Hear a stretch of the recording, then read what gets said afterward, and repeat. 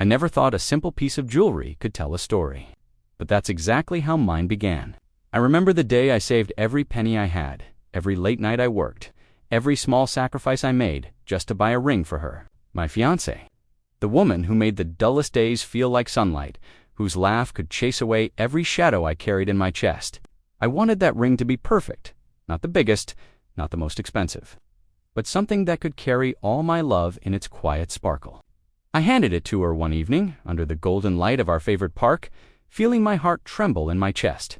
Her eyes widened, tears brimming at the corners, and she whispered, "It's beautiful." And I believed in that moment that love was enough, that we were enough. But I didn't know then how fragile that illusion was.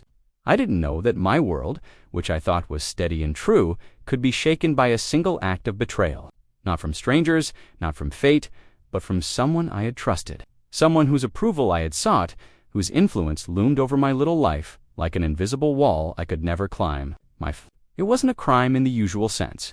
He didn't yell, didn't scream, didn't accuse. He simply sold it. The ring I had given her, the symbol of every dream I had stitched into our future, vanished from her finger. And he had the audacity to treat it as nothing more than a shiny object, as though love could be measured in carats and clarity. I remember staring at her hand, trying to hide my anger, my shame, my heartbreak. I wanted to scream, to fight, to run, but all I could do was sit there, letting the cold truth settle in. She didn't notice. Not yet. And I made a choice, a quiet one, in that moment. If he could put a price on love, then I would give her something he could never buy, never sell, never touch. That's when I realized the real value of what we have isn't in gold or diamonds or wealth. It's in the heart. And I was going to prove it. I grew up learning to count pennies before dreams. Life never handed me much, but it taught me something far more valuable. I learned to find beauty in simple things, to cherish small victories, to love without expecting grand gestures in return.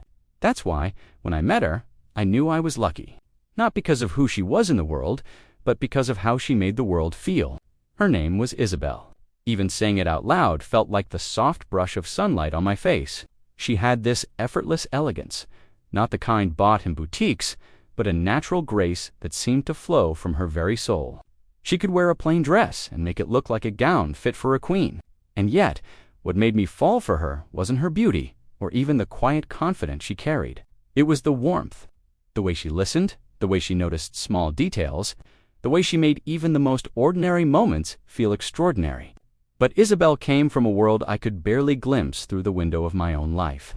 Her father, Mr. Bradford, was a man of immense wealth, a billionaire whose name alone could open doors I had only dreamed of. I remember my first meeting with him, the way his eyes scanned me as if trying to measure every flaw, every weakness. I was a poor man, barely scraping by as a small business owner, yet I dared to love his daughter. I dared to think I could ever measure up to the world he had built around her. In those early days, I tried to hide my insecurities. I smiled, I nodded, I laughed at the right moments, and I tried my best to show him I could be worthy of her heart. But I could feel the weight of his judgment, like a quiet storm hovering over every dinner, every conversation, every glance. And Isabelle, she never faltered.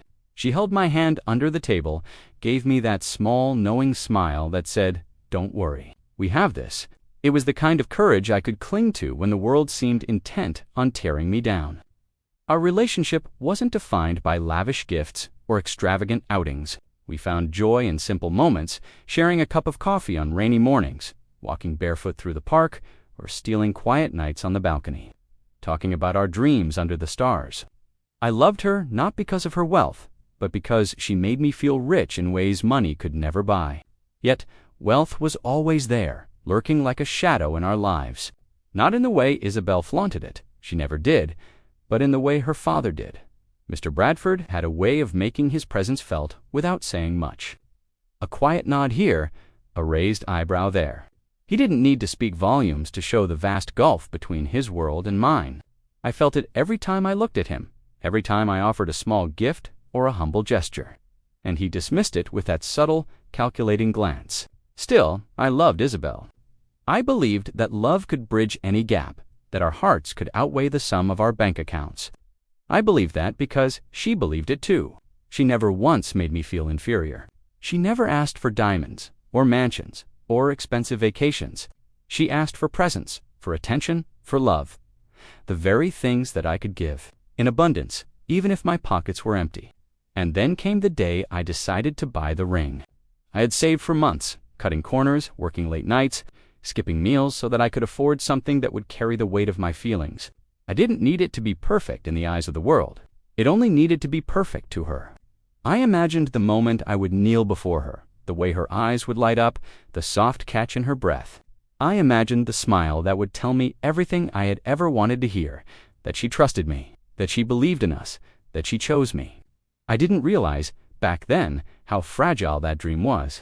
I didn't realize that her father, the man whose approval I had longed for, could unravel it with a single, quiet act. I didn't realize that love, as powerful as it felt, could be tested not by fate or distance, but by greed and pride masquerading as concern. Before I even had the chance to present the ring, Mr. Bradford had seen it. He didn't ask, he didn't warn, he simply took it, sold it, as if love could be reduced to price tags, invoices, and ledgers. And there I was, powerless, watching as a symbol of everything I had worked for, everything I had sacrificed, disappeared from our world. Isabelle didn't notice at first. She didn't see the absence. The weight lifted from my chest, the quiet despair settling in my chest like winter frost. And I couldn't bring myself to tell her, not yet, because it wasn't about the ring anymore. It was about proving something, about showing her, and perhaps even him, that the heart's worth is not measured by gold or diamonds, that love, genuine and true, cannot be bought, cannot be sold, cannot be taken away. I learned that day that our worlds were more than just different in wealth. They were different in values, in priorities, in the way we measured life itself. And I made a promise to myself. No matter how powerful her father thought he was, no matter how much he tried to control our lives, I would find a way to give Isabelle something he could never touch, something priceless, something eternal. The days after the ring vanished were quiet but heavy. Silence can speak louder than words, and in our little apartment, every corner seemed to echo with the absence of that tiny circle of gold. Isabelle didn't notice immediately. She didn't look for it, didn't ask questions, but I did. I noticed everything, the subtle way her hand moved, the way her eyes lingered on rings in shop windows, the way she sometimes paused as if waiting for a memory she couldn't place. I tried to act normal, as though nothing had happened. I smiled, I kissed her on the forehead, I held her close at night, but inside, I was unraveling. That ring was more than a piece of jewelry. It was my heart, condensed into gold and diamonds. And someone had taken it, someone who thought love could be weighed on scales and counted in numbers. At first, I blamed myself. Maybe I shouldn't have told her about it so soon. Maybe I should have saved longer, bought something grander, something her father couldn't mock with his quiet disdain. But I realized quickly it wasn't me who had failed. It was him, Mr. Bradford. He had this way of twisting reality without saying a word, making you feel small while smiling politely. I could feel his eyes on me every time I met him, evaluating, calculating, waiting for me to falter. One evening, we were invited to dinner at their mansion. I remember stepping into that grand hall, feeling like I had walked into a different world. Crystal chandeliers hung from the ceiling, throwing light over golden furniture and marble floors. Waiters moved silently, like shadows, serving dishes I couldn't have imagined in my dreams.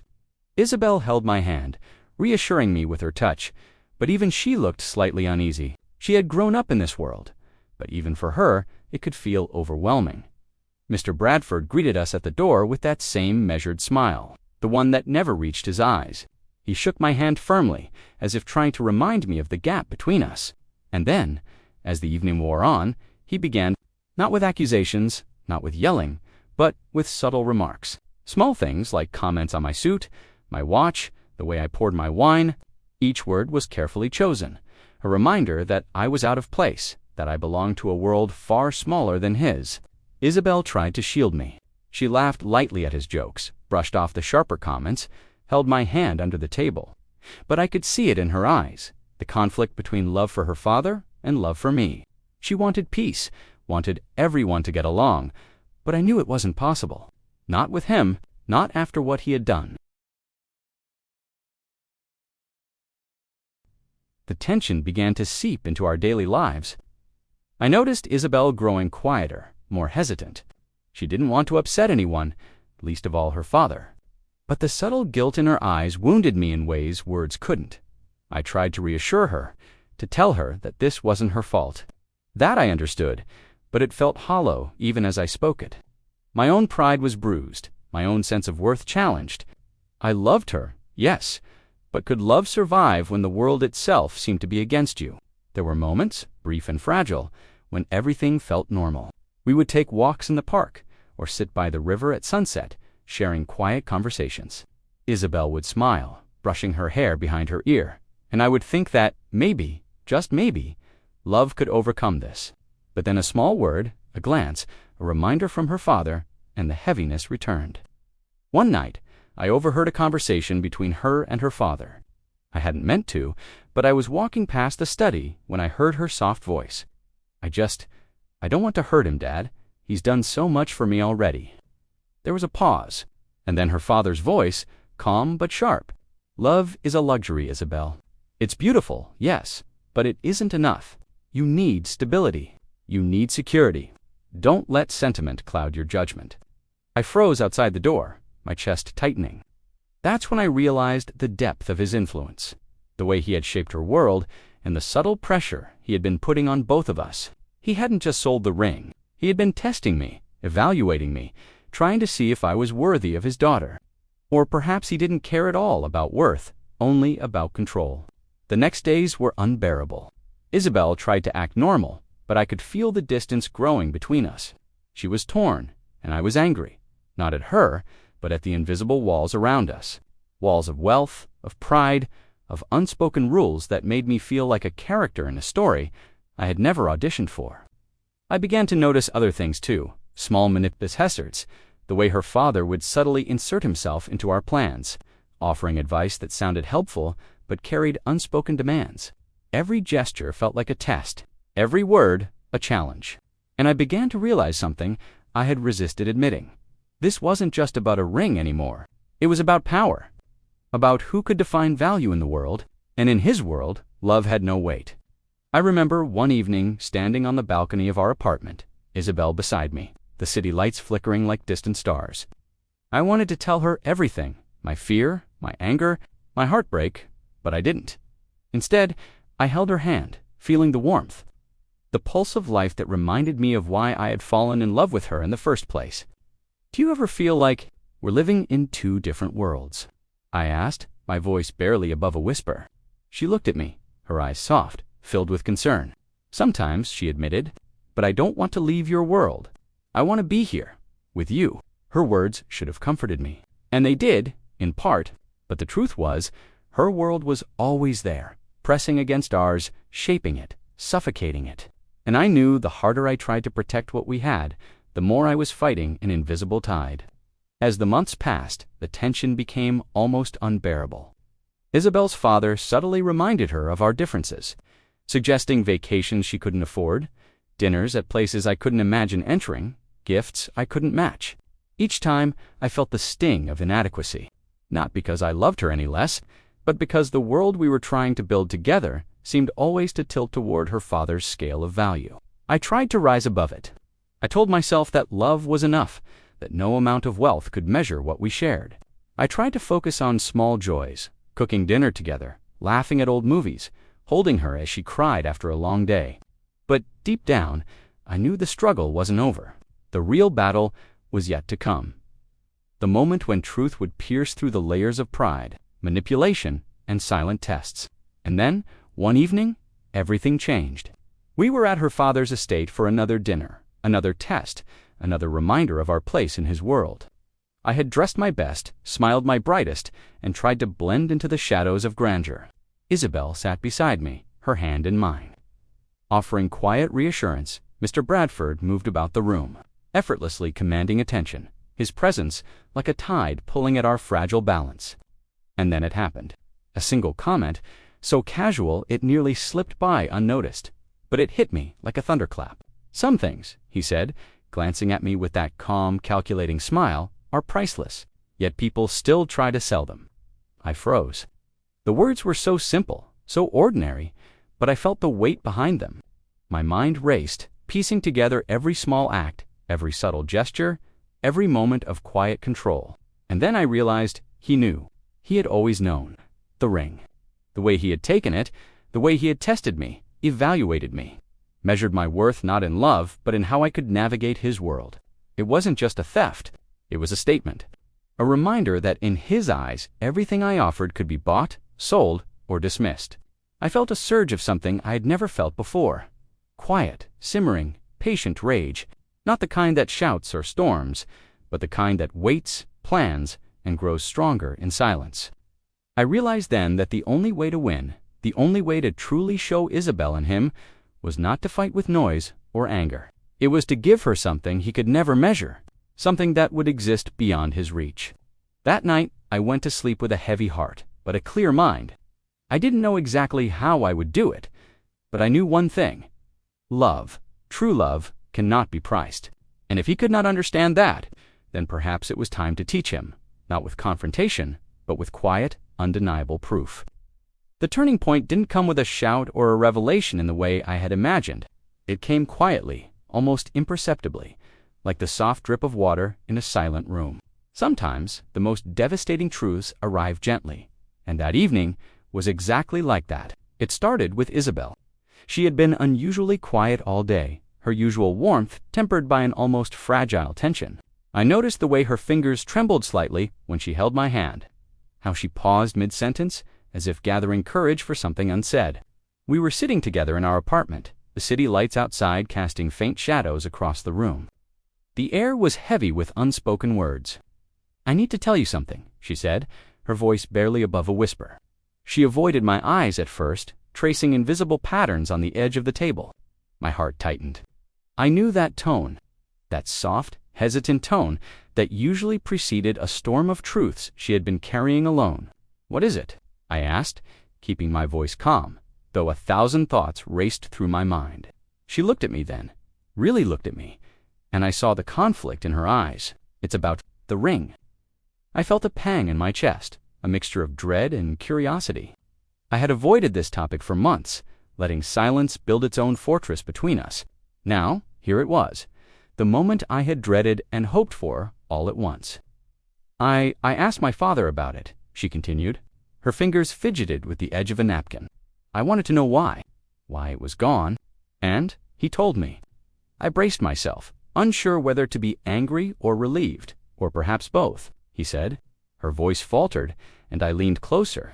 "He said he sold it because he wanted to test me. And you—" She swallowed hard, blinking back tears. "He wanted to see if we could survive. If you could survive in this world, with me, without being swallowed by it." I froze. Every muscle in my body tightened. My heart pounded in disbelief, anger, and a strange, bitter amusement. The man had orchestrated a test, a cruel little experiment, as if our love was a game piece he could manipulate. And all this time, I had been raging in silence, holding back the fury that had been building inside me. I wanted to scream, to confront him, to let him know the depth of my resentment. But then I looked at Isabelle, and the fire in my chest softened into something quieter. Determination. He could manipulate objects, rules, even perceptions, but he could not touch what I carried inside. My love for her, the quiet devotion that had grown through every hardship, every humble meal, every moment of laughter and tears that was untouchable. For hours we sat together, talking softly, peeling away the layers of frustration and hurt. Isabelle admitted she had been scared that her father's test meant she had to choose between us, between love and comfort. I admitted my own fears that I would never be enough, that the world we were building together might crumble under the weight of his influence. And yet, by the end of the night, something shifted.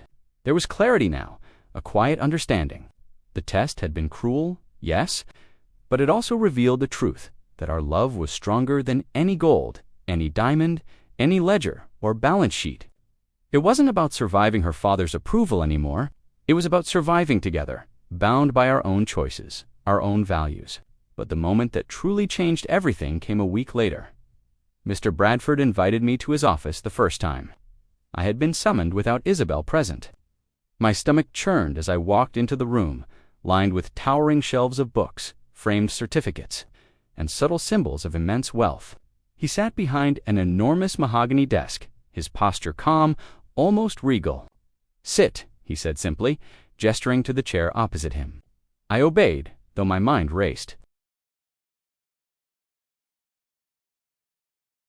Was this a warning, a threat, or an olive branch? He studied me for a moment, then spoke. "You've proven interesting qualities," he said. His voice was smooth, almost conversational, but there was an undercurrent of calculation. Patience, resilience, loyalty, qualities that cannot be bought or inherited. You love my daughter, and I can see that. But love, as you've learned, is fragile in my world. I swallowed hard, unsure whether to feel relief or suspicion.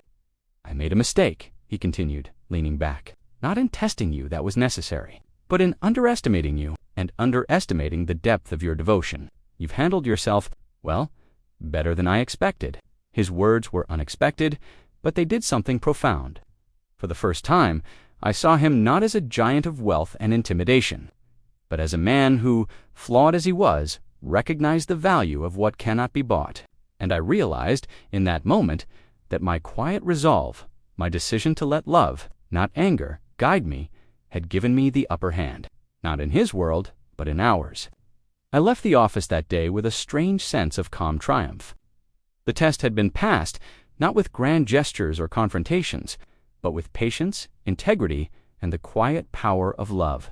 Isabelle greeted me at the door, her eyes wide with anticipation, and I realized then that the greatest proof of all would not be a ring, a diamond, or a gift she could wear. It would be the life we built together, the trust we nurtured, the understanding that no one, not even her father, could take from us. And so I began planning something far more meaningful than any ring could represent, something that would carry the weight of our love in a way that money could never touch. I spent days thinking, searching for ideas, considering everything that could express my devotion, my understanding of her, our shared history. I wanted it to be intimate, deeply personal, something that would speak directly to her heart without the interference of gold or silver, of wealth or status. Then it came to me, not a jewel, not an object, but a creation, a gift of memories, of time, of shared moments, stitched together into a tangible form she could hold and feel. A book, handmade, chronicling our journey from the first day we met to the moments we had shared in secret. The laughter, the quiet evenings, the dreams we whispered under the stars. A testament of love that carried no price, could not be sold, could not be taken. The process was slow, deliberate, painstaking.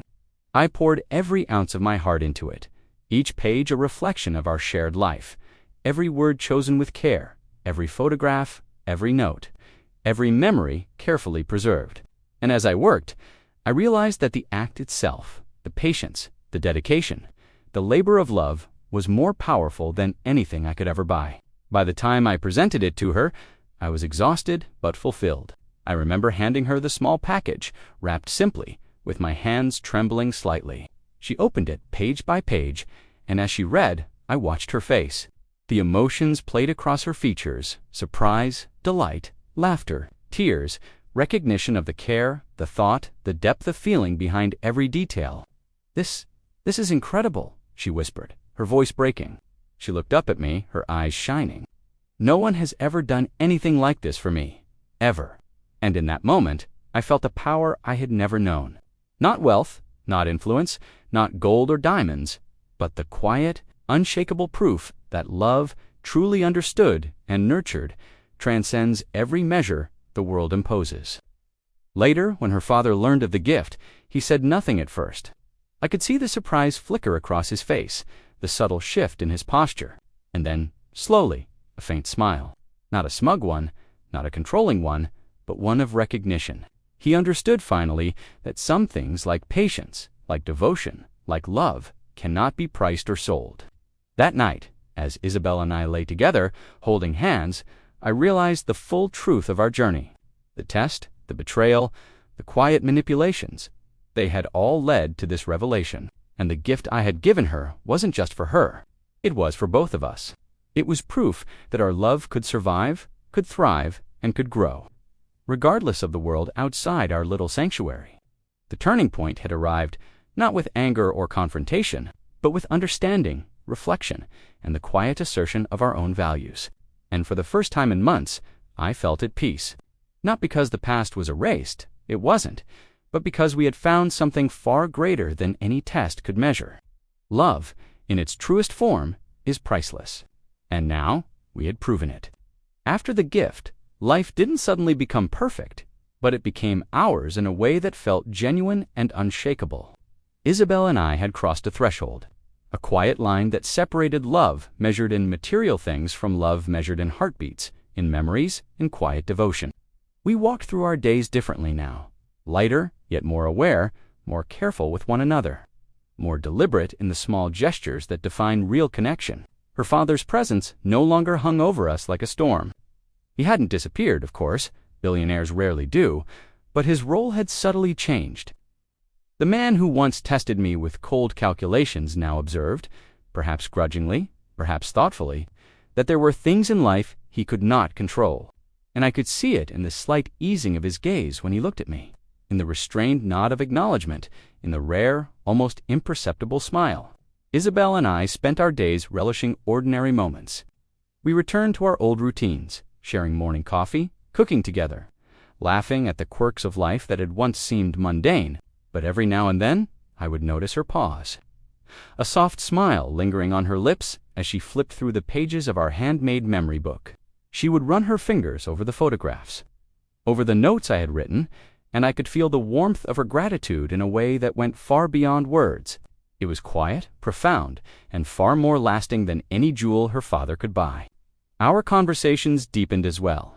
We spoke of dreams, of fears, of the simple, ordinary joys we had too often taken for granted. I told her things I had never said aloud, the struggles of my childhood, the sacrifices I had made to survive, the quiet hope that had carried me until the day I met her. She listened, truly listened, without judgment, without pity. And in that listening, I realized something essential. Love is not about the absence of struggle. Love is about the willingness to share it, to carry it together, and to transform it into something stronger. There were difficult moments, of course. The shadows of the past lingered sometimes, a fleeting comment from her father, a reminder of the life we had once feared we could never claim, but those shadows no longer controlled us. Instead, we had found our own measure of power, patience, understanding, and the quiet strength of shared conviction. We no longer needed his approval to define our worth or the value of our bond. One afternoon, months after the gift, we were walking along the riverbank, Isabelle leaning into me as the sun cast a golden glow across the water. We stopped at our favorite bench, the one where I had once imagined giving her the ring, the one where our dreams had begun quietly. She turned to me, eyes bright, lips trembling slightly. "You know," she said softly, "I think everything we've been through, it made us stronger. I understand now that love isn't about gifts or money. It's about us." I smiled, brushing a strand of hair from her face. "I know, and I hope you also know. No one, not even your father, could ever take that away from us." She leaned her head against my shoulder, and in that quiet moment, I realized the depth of what we had achieved. Not vengeance, not confrontation, not grand gestures, but something far more profound. A love that could not be priced, could not be tested, could not be diminished. Her father eventually acknowledged it too, in his own quiet way. I remember one evening, sitting across from him during another dinner at his estate, he raised his glass, not with pomp or superiority, but with a simple, restrained gesture of respect. "You've done well," he said, his voice calm, measured. "I underestimated you. Perhaps I've learned something as well." I nodded, understanding more than any words could convey. That acknowledgement was not a victory of wealth or status. It was a recognition of human truth, that some things, patience, devotion, love, are beyond price, beyond measure, beyond manipulation. Over time, our relationship with him grew into a cautious mutual respect. Not love, perhaps, not friendship in the way I had once dreamed, but a quiet understanding that boundaries had shifted. He could no longer control, test, or undermine us, and we no longer sought permission to exist in our own life. The ring he had sold, the act of betrayal he had committed, became less important than the reality we had built, a life together defined by trust, respect, and love. We also began to dream in ways we had never dared before. Small trips to nearby towns, quiet dinners at home, even considering a small home of our own where we could weave our own patterns without interference. Each plan, each step, was a conscious act of reclaiming our lives, of proving that the intangible power of love could overcome the most calculated forms of control. I learned something vital through all this. Revenge, when silent and patient, is far more powerful than confrontation. By giving Isabelle something her father could never price, our shared memories, our story, our love, I had not only protected our bond, but I had quietly demonstrated to him that his wealth and influence could not define the value of a human heart. And Isabelle, she changed too, in the most beautiful way. She became more confident in our world, more attuned to the real measure of life, beyond opulence and displays. She would laugh more freely, dream more boldly, and hold on to our shared world with the same quiet intensity I had always admired. Together, we discovered that love is a partnership, not a competition. A shared life is not about who controls or dominates, but about who chooses to nurture, to protect, and to cherish. We also healed in unexpected ways. The small moments of tension, the lingering pain of betrayal, transformed into lessons. I forgave Mr. Bradford, not for his actions, but because holding on to resentment would only weigh me down. Isabelle forgave herself for her fears and doubts, understanding that love sometimes requires courage, patience, and the willingness to trust despite uncertainty. And in that forgiveness, we found freedom. Freedom from tests, freedom from judgment, freedom from the invisible chains that had threatened to bind us. Even our friends noticed the change. Those who had known us before, the ones who had watched us navigate the precarious balance between our worlds, remarked on the calm strength between us. It wasn't flashy or obvious. It wasn't loud or showy, but it was unmistakable. Something had shifted, something enduring, something unshakable. And as the months passed into years, that quiet power became the foundation of our lives. Every anniversary, every birthday, every simple Sunday morning reminded us of the resilience we had cultivated. We had survived tests, betrayals, and the weight of expectation. And through it all, we had not only held on to love, but we had elevated it, refined it, made it untouchable. Looking back, I understand now why everything had to happen the way it did.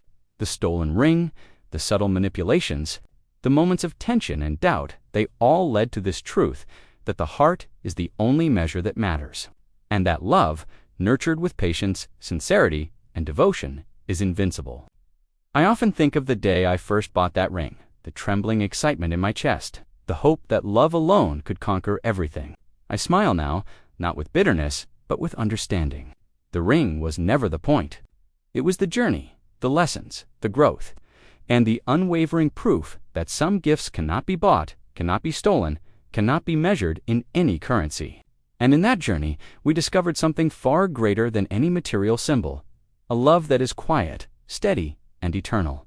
A love that carries weight not in gold, but in trust, resilience, and shared experience. A love that speaks louder than any test or challenge, and that remains unshaken even in the presence of those who once sought to control it. Years have passed since that night, since the quiet turning point that reshaped our lives. Isabelle and I are older now, perhaps wiser, and we've come to understand that the world doesn't always measure value the way we expect. Wealth can buy comfort, influence can buy obedience, and power can buy fear, but none of it can touch what truly belongs to the heart. I sometimes think back to that first ring I bought for her. How carefully I had saved, how much hope I had stitched into that small piece of gold. It seems almost laughable now, but I smile at the memory, not with bitterness, but with understanding. That ring was never the measure of our love. It was only the beginning of the story, the spark that revealed how much care, patience, and devotion it would truly take to nurture what we shared. We built a life filled with ordinary moments that feel extraordinary because they are ours. Quiet mornings, late-night conversations, walks in the park where the world seems to pause just for us. We celebrate the small victories, a well-cooked meal, a letter tucked into a pocket, laughter spilling across a kitchen table. And in these moments, I see the proof of everything I had hoped for, that love, when nurtured, becomes unbreakable.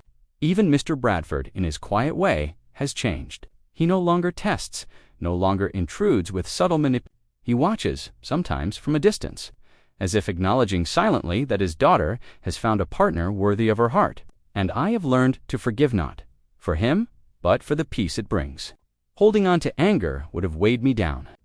Forgiveness freed me to live fully in the life Isabelle and I have created together. I have come to understand that real power is subtle. It is not the flash of wealth or the glare of authority. Real power is the patient persistence of kindness, the unwavering devotion that cannot be measured or manipulated, the quiet strength that carries you through trials and tests. And that is what I discovered in our journey. That love, patient and deliberate, is the most formidable force in the world.